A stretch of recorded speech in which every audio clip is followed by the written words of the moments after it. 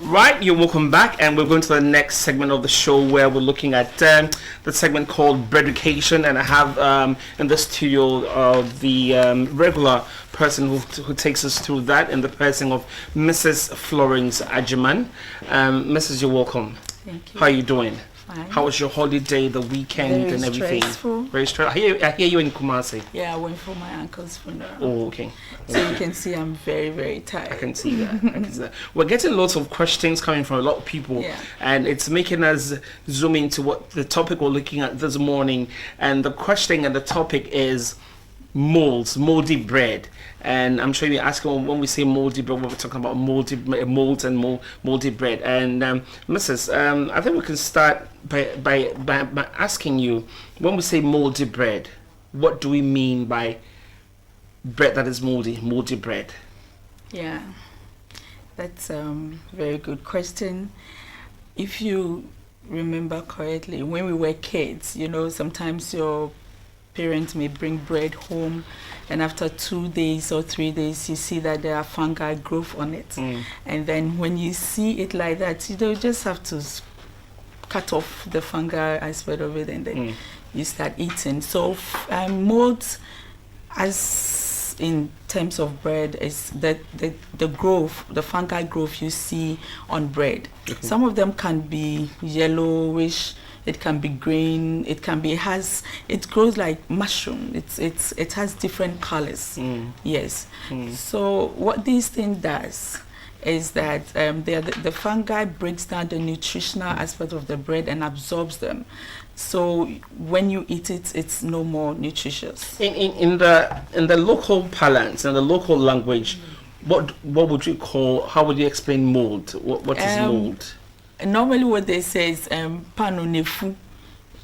You see, there are some growth on it. You can visibly see, but some of them you can't even see them.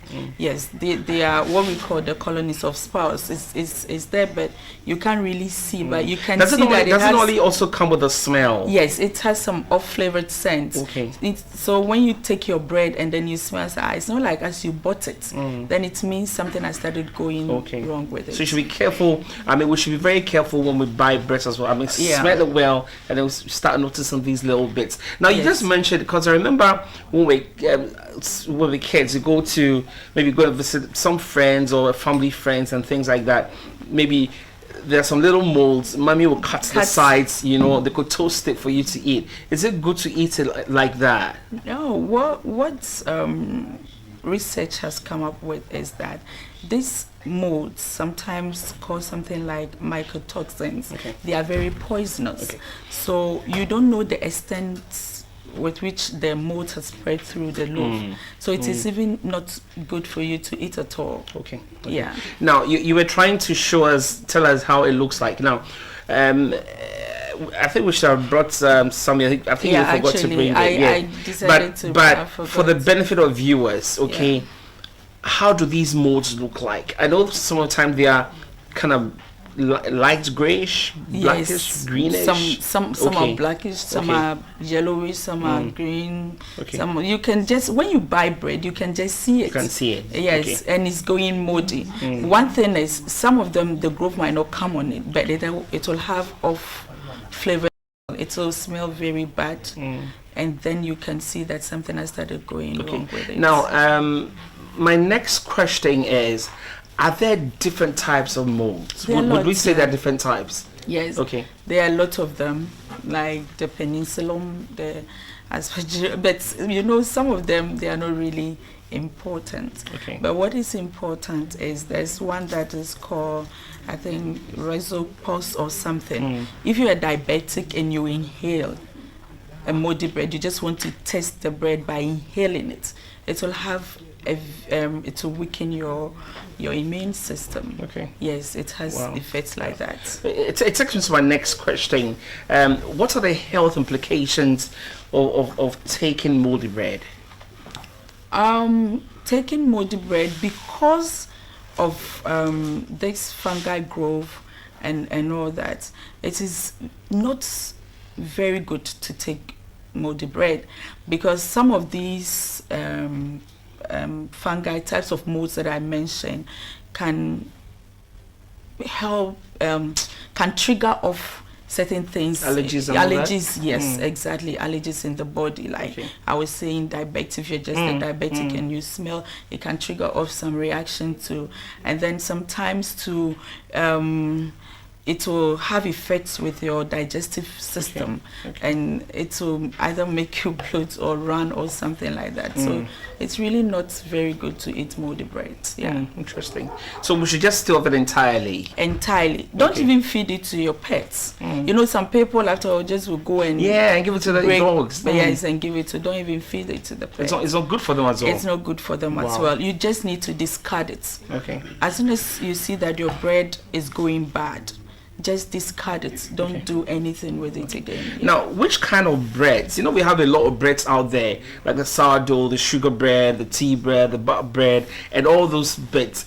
Which ones really get affected quickly by these molds? What I know is mostly the ones without sugar and fats. Oh, really? Because you know, sugar in itself is preservative. Okay. That's why we always say that don't add a lot of preservatives into bread, because there are other things already added that are preserving the bread from going bad. So bread that don't have more sugar or those things can really go bad very, very fast. Yeah. How then can we prevent molds? If I buy bread, say, let's say maybe I don't store it too well, what's the shelf life that can attract molds? Sometimes about let's say after 4 days, then it will start to grow. But what you can do is when you buy bread, mostly Ghana we buy bread on the streets and all that. If they are moist in the package, you just have to take the bread off, put it there, let it dry, pat the moist in the package, and then put the bread back into Would you want to say that in the local language as well, that little bit? When so topano now who say mfifrate pano no na mfifren kitten because your top bread mostly e wo kwan ho nya de no nti wo hu sa ukofia yitu ho na infram amfa ho kakra na fe use paper towel a paper rubber num so we need extra rubber to, but it will be ideal for you to put them in an extra package. But so we need be just pat it and then put the bread back into it, so that because molds happen faster. Tries when there's moist, it comes into contact with mold. Now, I was reading before we came here that I was looking at how we can prevent molds. So you can take us through how we can prevent getting the molds, and then also I read about the vacuum sealing. What is that one? It comes to do with the prevention as well. The vacuum sealing is whereby you especially go to the mall and you buy bread. You see, it is really tight. But then when you go home and then you open, you expose the bread to sparks, you know, air going round and all those things. So as soon as that happens, it starts to mold. So even that one, it doesn't really prevent molds that much. Okay. Yeah. So what else? What other methods can we use? Well, ever since we started the program, I think we've been teaching over and over again how to store our bread. The deep freezer bit. The deep freezer bit. To portion your bread, put them in the deep freezer. Is that the only best way to do this? Since you know when you buy bread, you want it to last for you for a very long time, and here we don't have sizes. Normally, I don't know about some of the shops, but we only go there to buy loaves, a full loaf bread. But you know, outside you can get quarter loaf, something that will just suit you at the instant when you want it. So you have quarter loaves, you have half loaves, you have just a slice, and all are packaging. So you can just go pick what you need and then you finish with it. But here we don't have it like that. All our breads are in full loaf. So full loaves, it means if you are always going to throw bits of your bread away because of mold, then it's going to be an extra cost on you. So what you have to do is always know how to keep it well in order to be economically wise with your purchase. Yes. You know, some of the breads coming, it's full without some are sliced, some are not sliced. The sliced one and the ones that are not sliced, which ones has a greater faster way of getting the molds? I think the ones that are not sliced, because when it affects it can easily, you know, spread through. And you can't really, if you go home and you don't cut them and put them in the fridge and you're bringing it out and on and all that, that could really affect the taste of the bread and all that. Okay. So when it's a slice is the best, because it gives you the chance to really pat it, you know, maybe I'll need 2 slices, that's per my daily intake. I'll need 2 slices of the bread, and then you can wrap it and then put it down. When you take that one, what you are sure of is you are finishing it, and then you're not going back to it. So, Mr. Agyeman, there are some of these breads that come already toasted. Okay, we're selling a slightly toasted and is being sold. Now, those kind of breads, the one that are being toasted a little bit, do they attract these molds? Or if I have bread at home and I toast it, if it has not started molding, then you toast it. There's no problem. So but when it is toasted, no, it will take some time because it's already dry. It will take some time. So what if I'm in a typical situation? Let's say I'm home and it's been raining the whole maybe day or two, and I can't get to go out and I have bread at home and it's kind of slightly molded. Can I toast it? What way can somebody go around it? Would you advise that somebody can go around it or totally don't even touch it? I would advise that you don't touch it, since you don't know what the type of fungi with it is going to cause you. But then, you know, sometimes you don't have to be too strong on yourself. You just have to give some little leeway. It won't kill you. Okay. Yeah, for once, I don't think it will kill. But what we are saying is we shouldn't encourage eating moldy bread. Okay. You know, because it has a whole lot of effect on our system. All right. But if you don't have any, because as a matter of fact, a lot of people will go through bakeries, pick those bread, go and sell or feed, or some of them will scrap the molds away and rebake it and all that. These are all harmful situations that are causing us. And as you know, this program is just there to educate the public as to what is not good concerning what we are eating and giving us troubles. So it is better that we start to change our lifestyle. Somebody might say, let me make emphasis here, that somebody might say that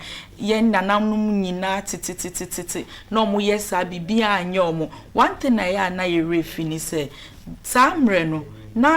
you need a lot of research into other things. And at that time,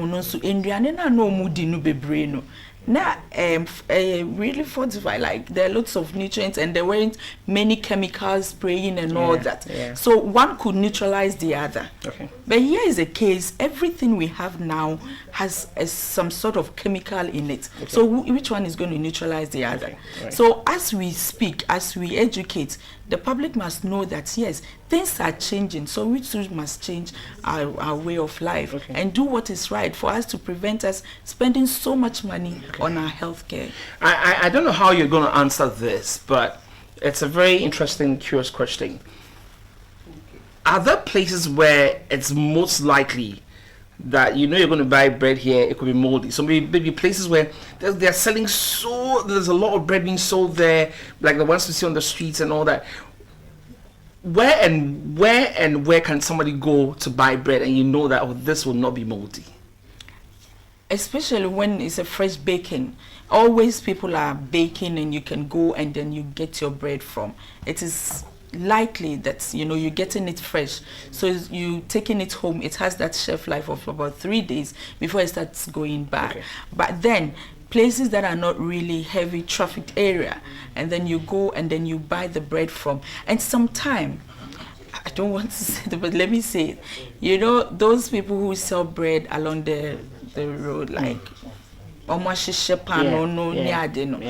you don't really know how long the bread has been there. Okay. Okay. So some of them, what I know is they can take the bread out. Now a paper now I say they rubber from now I say chichira no. Now but onim said the oil it's really causing a lot.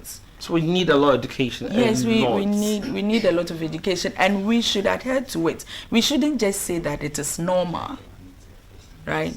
Because every time everything we say is normal so that's the problem. Yeah. Okay. All right. We'll be leaving you in a little while. So just give us your your final advice to viewers out there.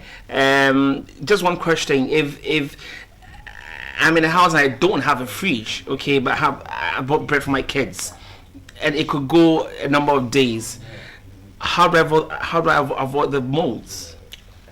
Just Maybe I've budgeted 4 days, but it could start getting mold in 3 days. I would advise that you buy what you can eat. Okay. There are sizes. There Okay. are sizes. So Okay. mostly you can buy what you can eat, and then it won't have any problem with you. Sure. Or where you keep it. You're mostly some of the packages they've written, keep it in a low or Okay. cold area and all Okay. that and all that. So don't put it at a very warm area. Okay. That would encourage molding Molding, okay. very, very fast. Right. Yeah. Your final remarks, Mom. Yes, we should all try to do what is right, as I said earlier, and we should remember that the new worth now is your health. If you have so we should try as much as possible to learn and change our lifestyle to help us all live longer. Okay. Yes. Can we get your contacts, please? Yes, as usual. 0244 64 Yep. 9413. Okay. Yes. All right. I want to say thank you so much for your time. And And once again, about branches. pardon? Yes. Where can we get them? Yes. Bakerz Relish. Where can we find you? Yes, we can get them at Tesano, next to Tesano Police Station. Okay. We have a branch in Brekum on top of the Fidelity Bank. We have one in Sunyani in the same building with Opportunity International, and then we have some people in Kumasi, agents and all that. We've been giving their numbers out so they can easily get it. Okay. And one thing is, if people want very special type of bread, no matter where they are in Ghana, since we have transportation systems, they can always call and then we will arrange for them to get it. Okay. It's not a problem. No matter where you are, when you call and you want something, we can arrange for you. I'm getting a lot of calls from Kaswa for your stuff. Yes. But I think you should focus Kaswa very much. Okay. A lot of people are calling from there. Yes. Okay. They can call. All right. So we've been talking to Mrs. FLORENCE-AGYEMANG of Bakerz Relish, and today she's been talking and speaking on moldy bread, and we've got a lot of education on this. Let's be mindful. Let's be mindful of this, and let's smell it when we're buying the bread. And her contact is 0244 649 413 0244 649 413. Once again, we say thank you so much for your time.